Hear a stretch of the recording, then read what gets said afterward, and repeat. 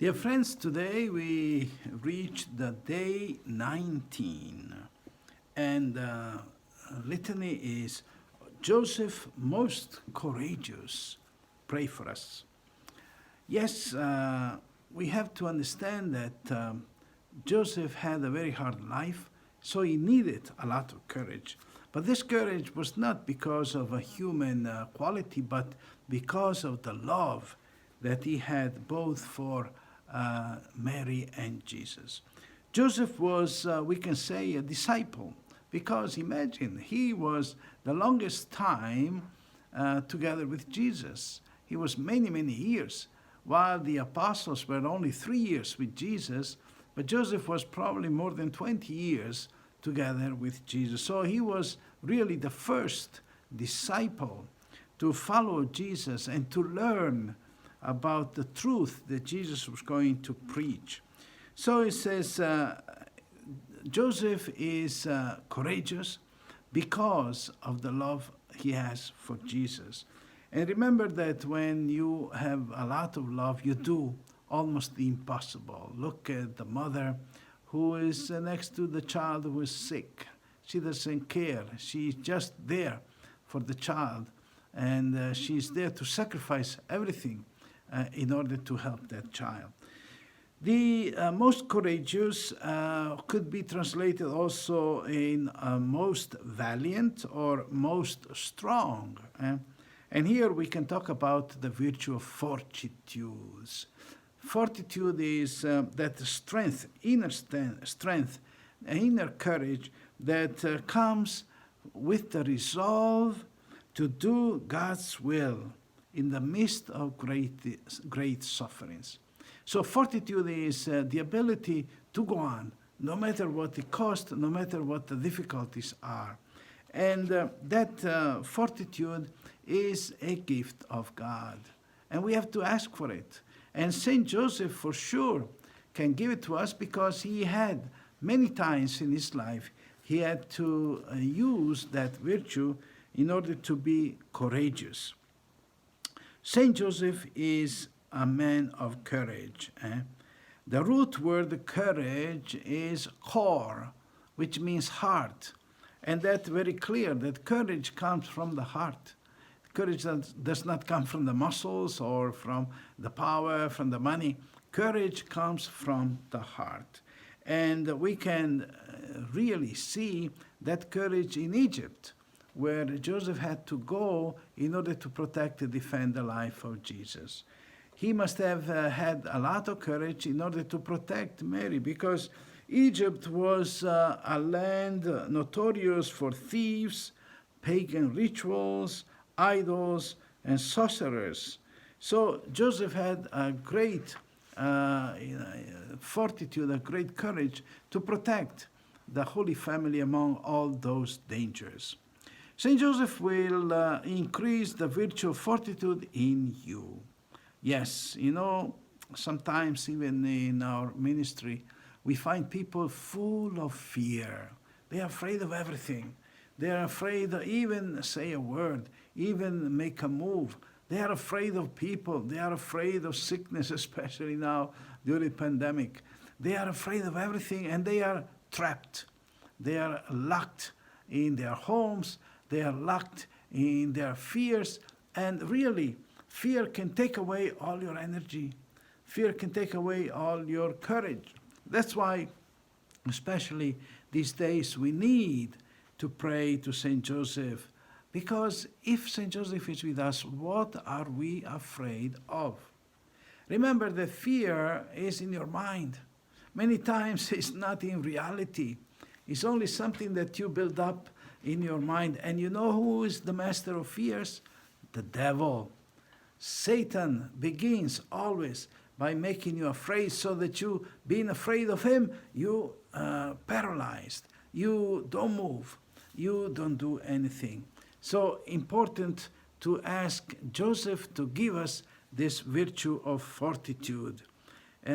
So imagine Saint Joseph, who was an example to Jesus. Even Jesus, I think, learned from Joseph that fortitude, that courage. Because Jesus saw his courage in Egypt, he saw his courage in Nazareth, and then in Jerusalem. So it is important to see that Joseph is a real man, a courageous man, a man with courage, strength, and fortitude. So it is important to learn, but also ask. Ask Joseph to be with you, especially when you are afraid, especially when you don't know what to do. Tell Joseph, please come, help me with your virtue of fortitude. And now let me talk about the second point, about the silent witness. St. Joseph, we don't have not even one word of St. Joseph in the Gospel, because Joseph was always silent and humble. He didn't want to be in the first place. He didn't want to take away neither from Mary nor from Jesus. He always wanted to be in the background. And it is important to understand that only lately the devotion of St. Joseph came about.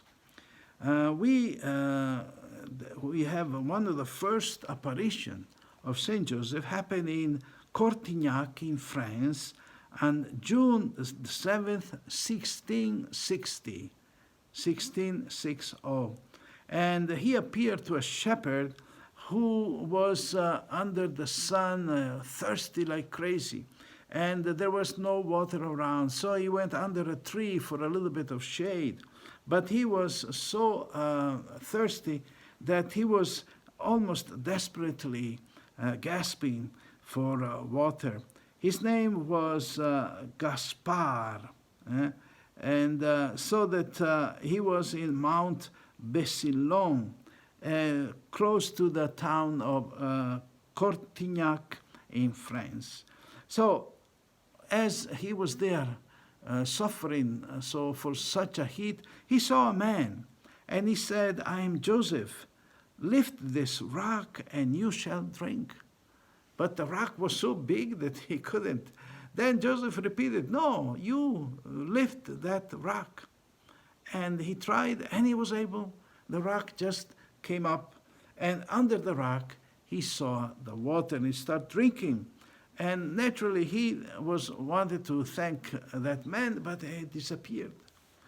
Then immediately told the village what happened. They went to see, and they saw that water coming from under that rock.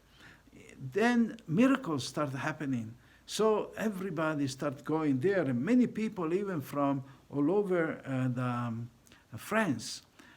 One important thing is that they needed 8 men to remove that rock. Imagine, by himself he was able to lift it and take it away. Now nobody could move it, but they needed 8 men to move that rock. So people came from all over France. Even the king, Louis XIV, was one of those who was devoted to that apparition. And in 1661, March 19, he made St. Joseph patron of all France. And then they built a big shrine to St. Joseph. By the way, that shrine was abandoned during the French Revolution. And only in 1978, the Benedictine nuns reopened that shrine, which is becoming again a great place of prayer and miracles from Saint Joseph. Now let me read to you what Our Lady told Saint Bridget. She said, "Saint Joseph was so reserved and careful in his speech that not one word ever issued from his mouth that was not good and holy, nor did he ever indulge in unnecessary or less than charitable conversation. He was most patient and diligent in bearing fatigue.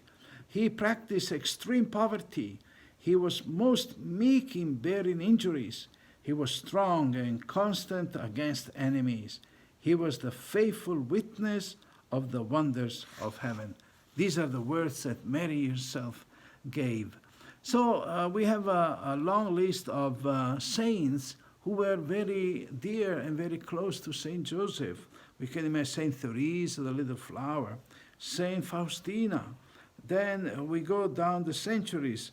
We have many other saints who are involved with the devotion of Saint Joseph. Remember that in Our Lady of Knock, the apparition, they showed Saint Joseph was always next to Mary. Also in Fatima, in the October 13, 1917, when there was the miracle of the sun, there Saint Joseph was present. So it is important that even in 1968, so very close to us, Mary and Joseph and Jesus appeared in a town in Egypt where the tradition says that Mary and Joseph were living.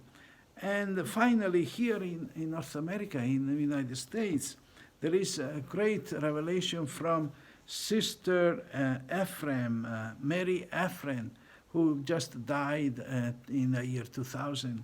And she has many revelations from St. Joseph. The most important one is that the St. Joseph, the devotion to St. Joseph is the one who's going to help save the world. It says the Immaculate Heart of Mary will triumph again through the work and the devotion of St. Joseph. Bye-bye.